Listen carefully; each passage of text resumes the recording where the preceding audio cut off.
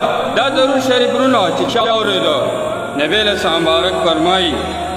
د باندې دوزخ اور حرام دی چې چا ووي یا چا واورېدو رونو واقعه دا ده نبی علیہ السلام مبارک مسجد نبوي کې ناست دی یو بانډسي راغلی یو کس راغلی وایي د الله رسوله وایي ما سره دا لوښی دی په دې کې یو مایع دی مایع مچ دی دا مایع د 3 ورځو نه باندې دی اور پې کار نه کوي اور پې کار نه کوي زه پخوم نه پخېږي نبی علیہ السلام مبارک ته مخې ته کېښودو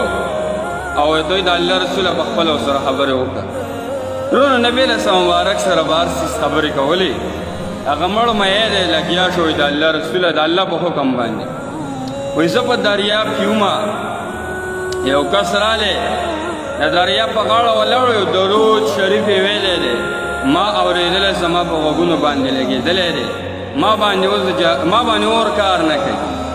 ما باندې اور کار نه کوي زه نه پخېږم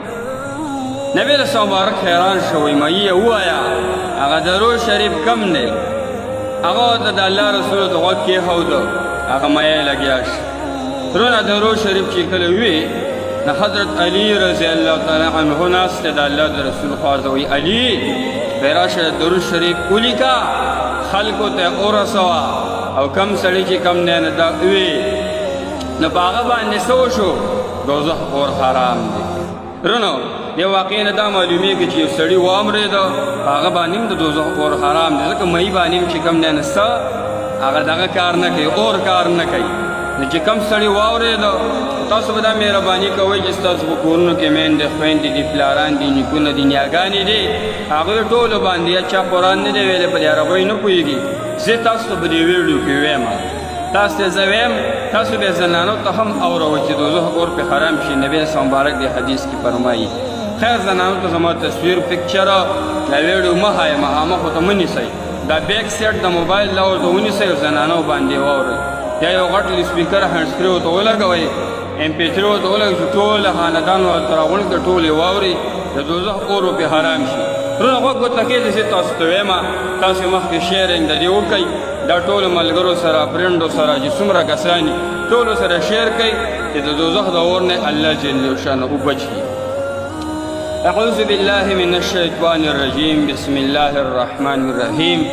اللهم صل على محمد وعلى آل محمد خير الخلائق وأفضل البشر وشفيع الأمم يوم الحشر والنشر وصل على سيدنا محمد وعلى آل سيدنا محمد بعدد كل معلوم لك وصل على محمد وعلى آل محمد وبارك وسلم وصل على جميع الأنبياء والمرسلين وصل على كل الملائكة المقربين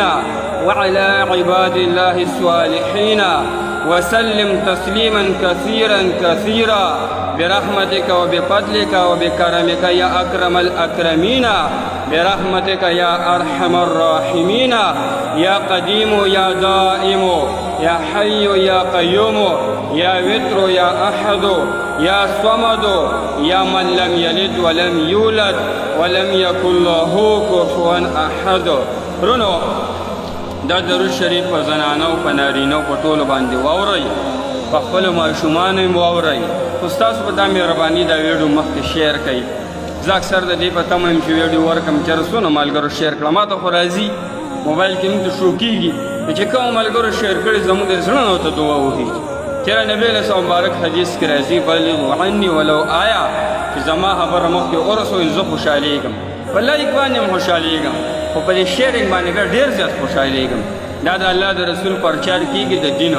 د الله د دین او د الله د رسول د وینا پرچار کېږي د احادیثو مبارکه انشاءالله دا درود شریف وګوره ستاسو هر څومره فرینډ دي په دې باندې ځان بدې مه ښکاره کوئ دا د الله د رسول د وینا مطابق موږ به انشاءالله د حوالې سره حواله دا ده دی